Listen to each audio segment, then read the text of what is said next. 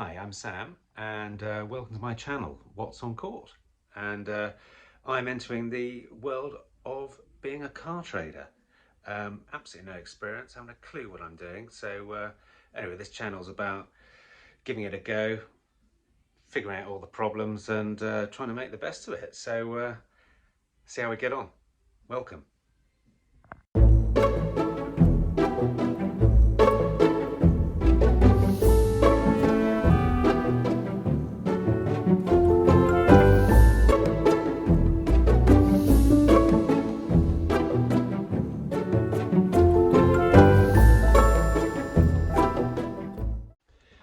So before we start the journey, I thought I'd give you a bit of a backstory, just to fill you in what's happened so far. So, very long story short, last year I closed my business, I separated from my partner, and I moved out into a lovely little thatched cottage. And I still get part of the business running, but I sort of dropped a load of income. So I thought, how will I go about getting a bit more income in? So I thought, for shits and giggles, I'll go and buy a car, sell it, and see what happens. So I used a lot of AI to try and find the right car.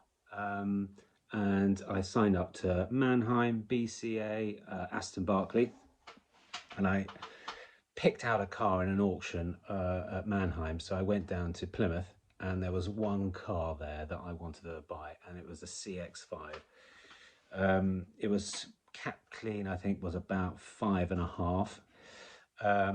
And the Auto Trader retail rating on it, well, retail price on it was about 9.5 grand. So I thought, that is the winner. That is the one I need to get my teeth stuck into as my first car. So I literally went in and relied on data to buy this first car. So I went in, the auction came, I was absolutely cacking myself, didn't know what to do, hand up, nod or whatever. And then anyway, the car came through right at the end. Literally was almost the last car, and bid on it, and got it for 4.5 grand plus fees. I think it was the first time buyer. My fees were ridiculous, so something like 450 quid. So just under 5 grand, I got this car. And then put it up for sale on Auto Trader as a pay-as-you-go, and then 2 days later sold it. Done, out the door. I think I had one small dent removed, and I thought, and I don't know what that is. So I had one small dent removed, and I sold it for £9,450.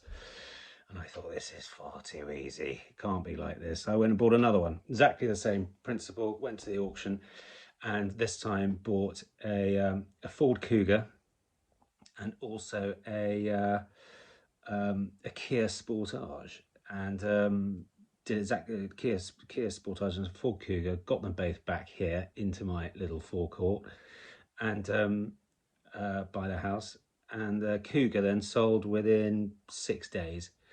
The Kia Sportage, however, has hung around for about 8-9 weeks, and literally I've only just sold that in the last couple of days.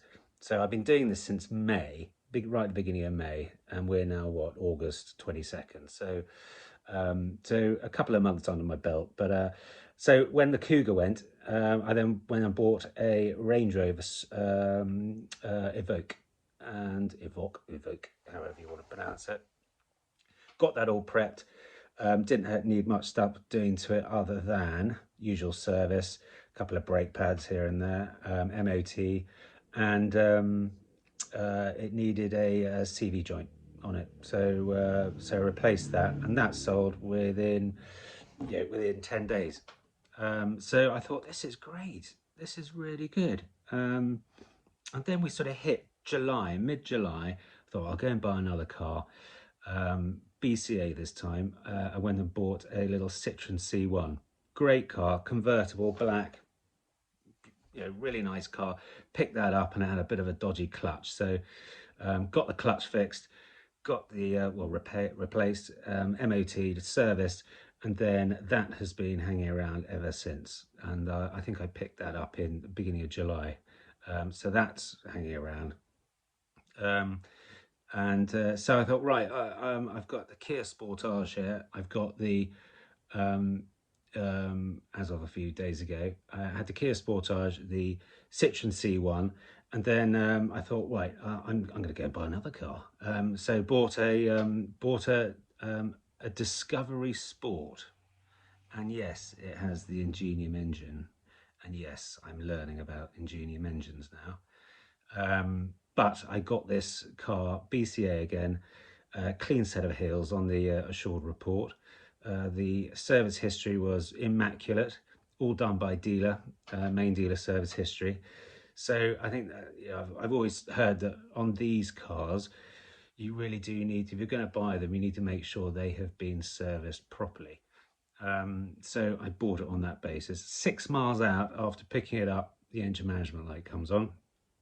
So I got onto the blower to BCA and said, right, this is not right, chaps. What can you do about it? So they sent a mechanic over. He confirmed that there was an issue with the EGR valve, and it had a little bit of a rattle underneath, which is only a heat shield. So I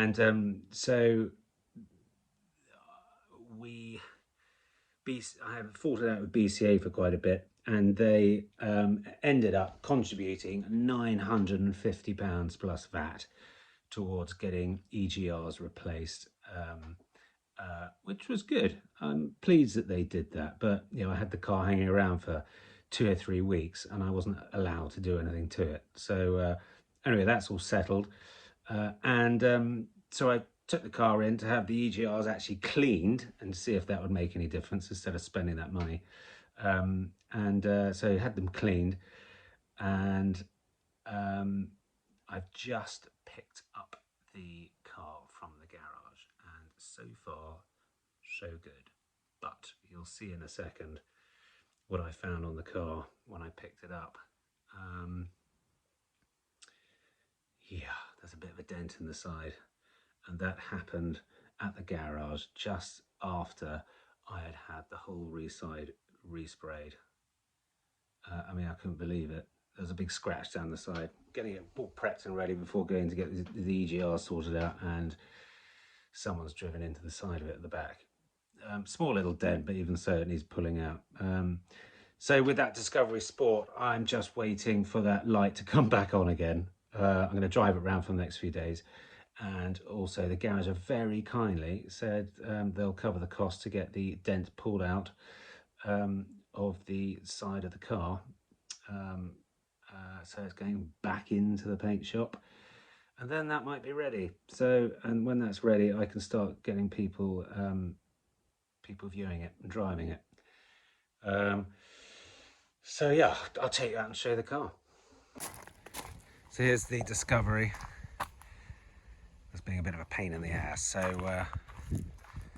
well, it may be actually fine now. Let's not be too, let's not be too hasty, eh? But so this whole side had a bit of a crunch in it when we bought it from BCA, and we got it all sorted out. And then yes, look, you can see that I don't know how it's happened, because there's no paint marks, scratch marks, or anything like that on it. Just impact, dull impact. But anyway, it's a nice car. It's in really good condition.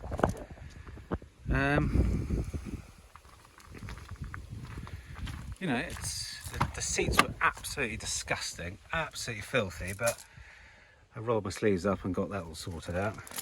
You know what, while I'm in here, I may as well just check that. See how that light's come on.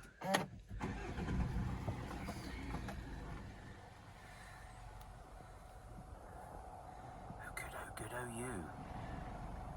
Good. Still off. Well, we'll see.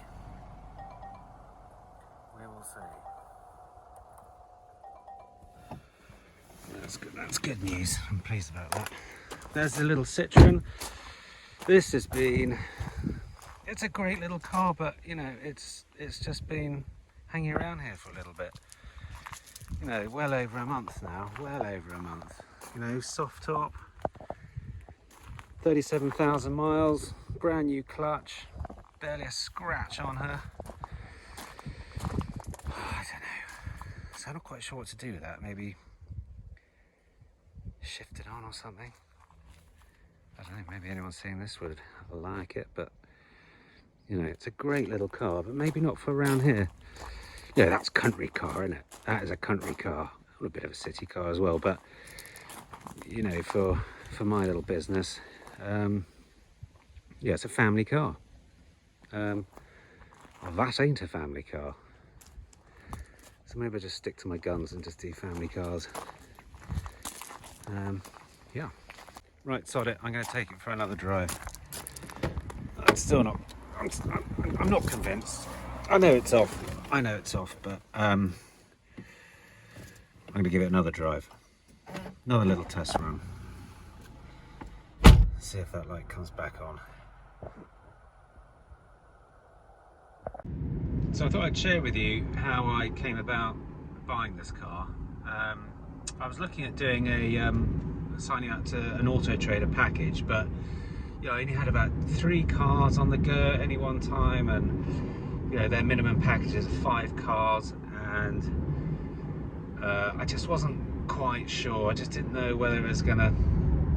Yeah, it's quite a lot of money to, you know, just as you're getting going. So anyway, I spoke to my Auto Trader, and I got wind of their acceleration data. It's accelerating data. Anyway, so I said to him, look, if I send you a spreadsheet of 600 cars, can you populate that spreadsheet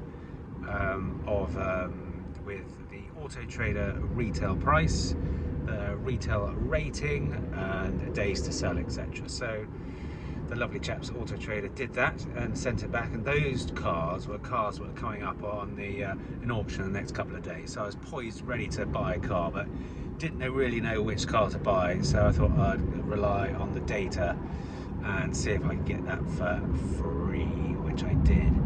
So I got about 500 or 600 cars, and the Discovery Sport came up top trumps. It came up with a 98 out of 100 retail rating.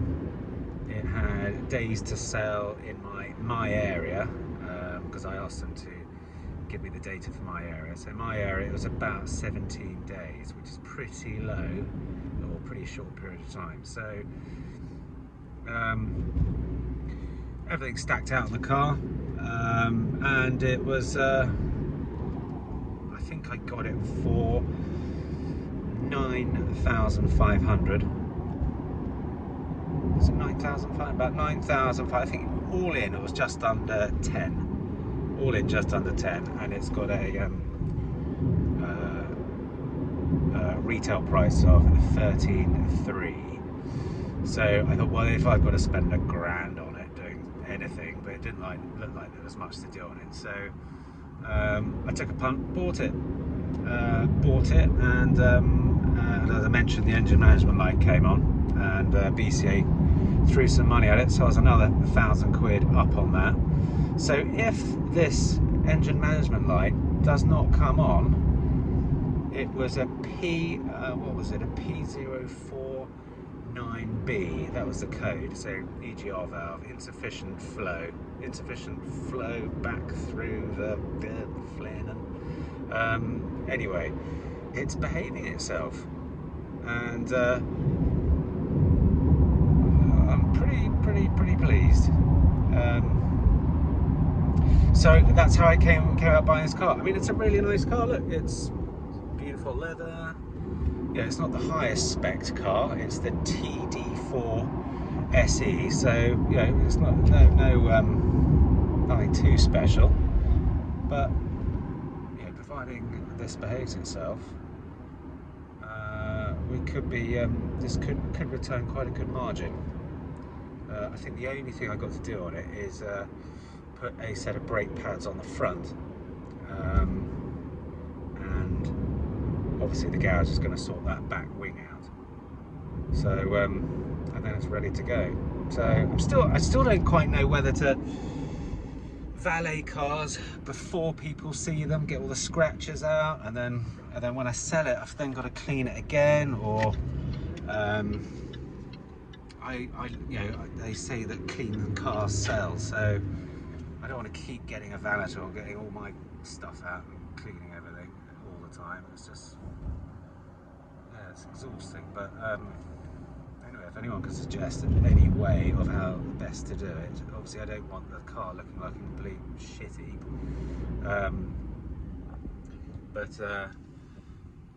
Maybe just a little deep clean and then a full valet when it's bought. I think that's what I'm going to do.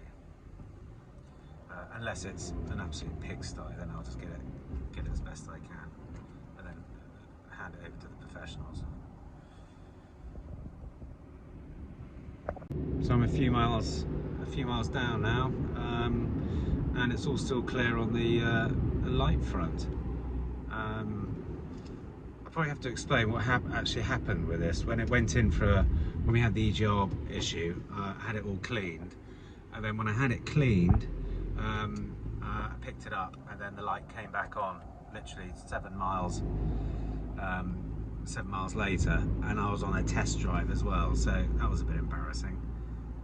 So I did a load of research last night, and a couple of people said, try and if you've had the EGR valve cleaned, try and do a recalibration on them.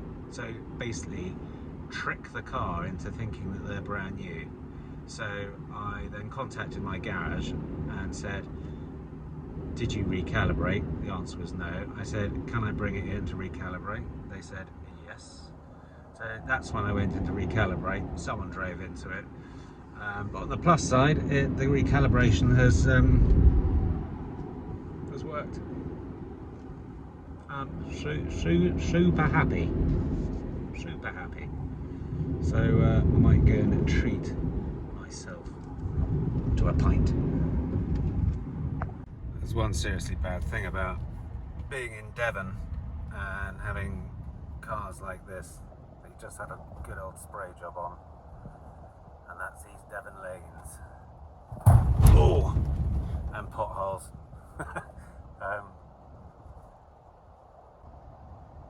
And my daily runaround car is a beaten up Vauxhall Astra. You should see the state of it. It is absolutely smashed to pieces. But it gets me from A to B, and it's a perfect runaround. I'll show you that car. It's actually dumped on the side of the road at the moment because I had to go and walk to go and pick this up. Yes, I don't need to drive around in anything special. And that's why when I drive around the lanes in this car, it's terrifying. But hey ho, we'll live on.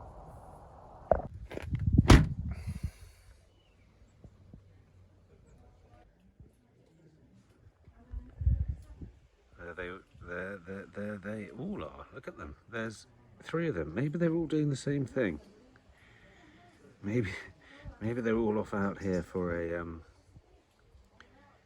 engine management light celebratory drink. I doubt that one is.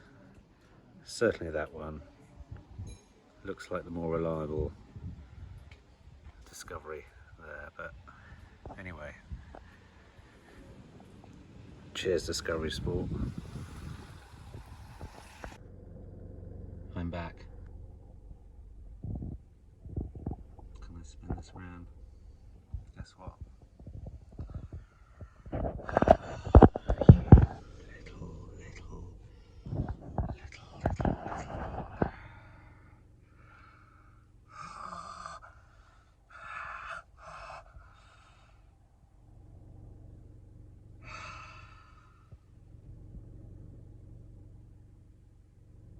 I really don't know what to do now. I need some kind of specialist to look at this. Maybe it needs new valves. Maybe there's something else that's causing this. I don't know.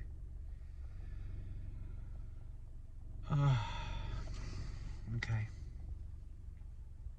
Well, that probably is a bit of a dull end to my first post, my first part of my journey.